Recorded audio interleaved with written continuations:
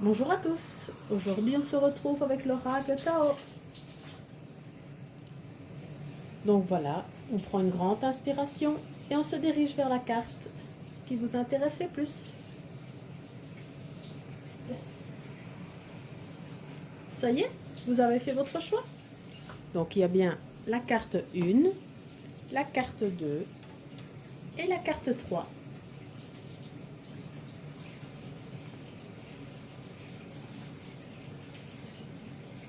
Nous passons donc à la lecture. La carte numéro 1.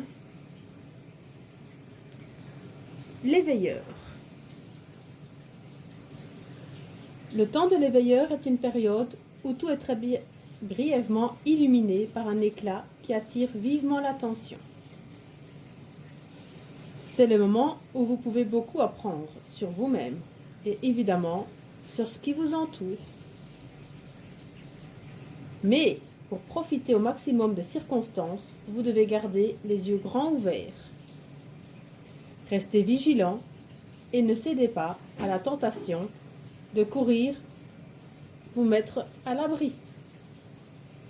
Alors seulement, grâce à la clarté accrue que vous offre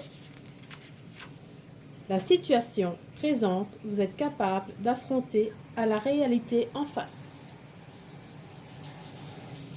Voici pour l'éveilleur.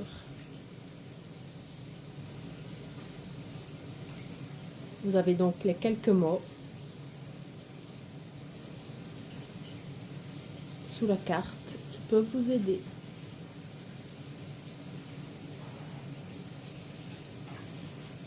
Donc ici, c'est bien un tirage à choix. Ce n'est pas un tirage spécial que j'aurais fait autrement. Sinon, je dois avoir les pièces et tout ce qui s'ensuit pour le faire. Mais là, je ne vous le fais pas parce que sinon, ça prendrait trop longtemps.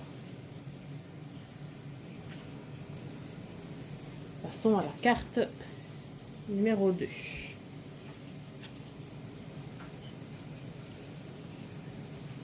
Le grand pouvoir. La grandeur est expansive et a le pouvoir d'affecter de façon positive ou négative tout ce qu'elle touche. Elle est le soleil de notre système solaire, dans notre corps. Elle correspond à l'intestin ou au bas du ventre, à ce que dans les arts martiaux, les Japonais nomment hara et les Chinois d'anciens.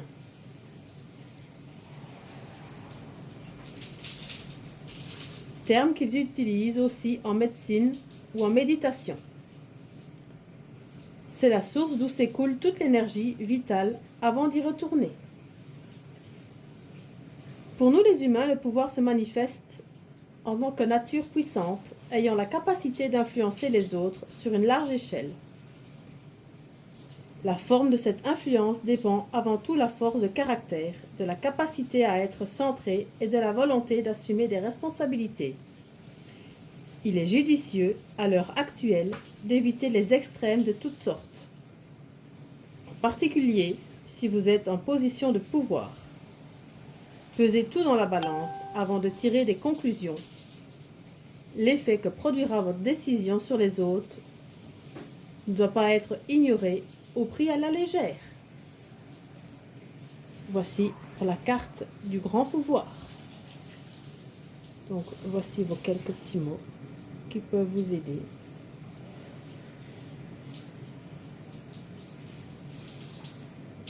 Alors, pour la troisième et dernière carte,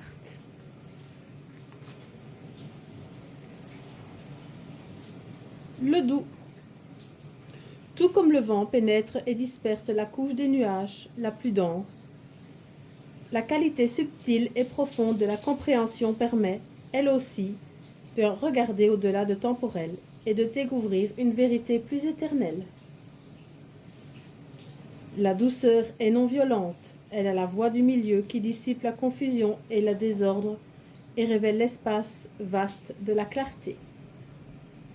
Pour soutenir ses efforts consistants, le doux reste à l'arrière-plan, heureux d'accomplir la tâche qui lui revient, sans attirer l'attention sur lui-même et évite toute autre interférence possible. Il est la voie de la moindre résistance, actif et modeste en même temps. Donc voici vos quelques mots.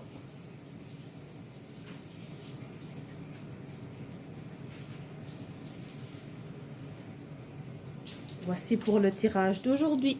Donc je vous remontre les 3 cartes.